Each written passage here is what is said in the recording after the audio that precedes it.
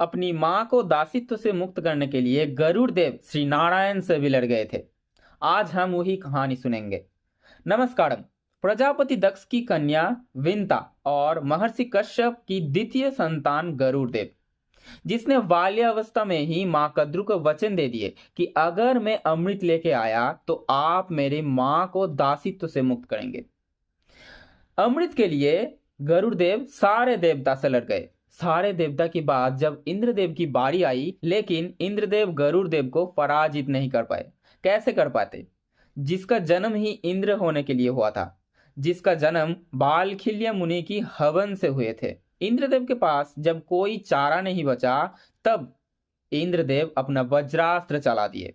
वज्रास्त्र दधीचि मुनि की हार से बना हुआ था, जो गरुड़ देव को पता हुआ था। गरुड़ देव अपनी पंखों से एक पालक उतार के वज्रास्त्र के ऊपर गिरा दिए, जिसकी वजह से एक बहुत बड़ी विस्फोट पैदा हुआ, जिसके कारण वज्रास्त्र नाकाल हो गए। उसके बाद गरुड़ देव को पता हुआ कि अमृत चंद्रलोक में है। गरुड़ देव चंद्रलोक जाने के बाद उसको पता चला कि एक अग्निमंडल से जाके वो अमृत लाना होगा। तो गरुड़ देव अपना पूर्ण शरीर सोने का बना लिया, जिसके कारण वो अग्निमंडल पार कर गया। उसके बाद गरुड़ देव ने देखा कि इधर से उधर एक चक्र घूम रहा है। उस चक्र में सिर्फ छोटा सा एक छेद है उस चक्र को चलाने के लिए। गरुड़ देव सुई की मुंह बराबर अपना शरीर को शुष्क बना लिए, जिसके कारण गरुड़ देव चक्र भी पार कर गए। तब चंद्रलोक में गरुड़ देव को अमृत मिला, जो अमृत दो नागों की रक्षण में था। वो नाग जिस भी ओर देख रहा था, उधर ही अग्नि जल रहा था। गरुड़ देव अपना पंख से बहुत धूल उठाए और नागों के आंख ढाक दिए। जब ही नाग लोग अपना आंख बंद कर चुके थे, तभी गरुड़ देव अमृत लेके आ गया। ये संसार एक जन देख रहा है ऊपर से, श्री हरि नारायण। श्री हरि नारायण तब गरुड़ जी से युद्ध करने के लिए आए। चतुर्भुजी नारायण बहुत देर तक गरुड़ से युद्ध किए। सहस्र वर्ष तक उन लोगों का युद्ध चलता रहा। जब फिर भी युद्ध खत्म नहीं हुआ, नारायण समझ गए थे कि गरुड़ को युद्ध में पराजित करना आसान नहीं है। तब नारायण प्रसन्न होकर गरुड़ को बोले कि आप वरदान मांगिए। गरुड़ जी तब वरदान मांग लिए, मेरा त्रिलोक में कुछ भी असाध्य काम नहीं है। मैं आपसे ऊंचे में उड़ना चाहता हूं, आपसे ऊपर बैठना चाहता हूं, मुझे यही वरदान दीजिए। नारायण तथास्तु कर दिए। अहंकार के कारण गरुड़ देव नारायण को बोले कि आप क्या वरदान चाहते हैं।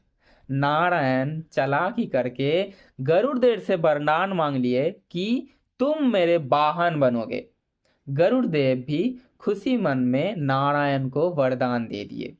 उसके बाद अमृत लेके इंद्रदेव से मिले। इंद्रदेव गरुड़ देव के साथ बंधुत्व स्थापन किए, क्योंकि जो अपने से भी ताकतवर है उसी से बंधुत्व करना चाहिए।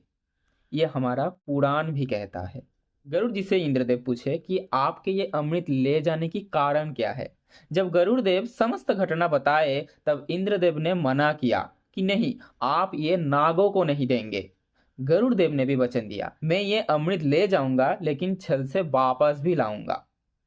तब इंद्रदेव गरुड़ देव को जाने दिए। गरुड़ देव मां कद्रु के पास आए और बताइए कि ये देखिए, मैं अमृत का कलश लेके आया। तब मां कद्रु की 1000 नाग संतान आ गए वो अमृत को खाने के लिए। एक बात बता देना चाहूंगा, 1000 नाग संतान में सिर्फ 2 जन नहीं थे। एक शेष नाग और अनंत नाग, जो श्री नारायण के चरण में रहते हैं, और वासुकी नाग, जो शिव जी की गले में रहते हैं। उन दोनों का अमृत का क्या जरूरत, जो खुद ही परमेश्वर के पास है। तो गरुड़ देव की अमृत खाने के लिए 1000 नाग संतान उपस्थित हो गए। गरुड़ देव ने तब बोला कि मैं ये कुश की आसन के ऊपर अमृत की कलश को रख रहा हूं। तुम लोग स्नान करके शुद्ध वस्त्र पहन के आन्निक करके आओ और अमृत ग्रहण करो। सभी लोग स्नान करने चले गए। इसी समय गरुड़ देव मां कद्रु से बोले कि मैं अमृत ला चुका हूं, मेरे मां को मुक्त कर दीजिए। मां कद्रु भी मान लिए, क्योंकि उसके सामने अमृत का कलश था। छल में अभी गरुड़देव वो अमृत का कलश लेके फिर से चंद्रलोक जा गिरे और अमृत का कलश वापस वही स्थान में रख दिया। इसी में पूरी सृष्टि की भलाई थी। नाग लोग जब आके देखे कि अमृत का कलश नहीं है, लेकिन एक दो बूंद उस कुश की आसन के ऊपर गिरे हुए हैं, तभी वो कुश का आसन लेके वो लोग चाटने लगे, जिसका कारण सभी नागों का जीभ दो हिस्सों में बांट गए। इसीलिए हम लोग देखते हैं नागों की जीभ दो हिस्सों में बटा हुआ है। ऐसे ही हमारी इतिहास जानने के लिए मुझे आपको फॉलो करना पड़ेगा, क्योंकि आप तक ये समस्त बात पहुंचाने में मुझे फर्क पड़ता है। पुनर्दर्शन है।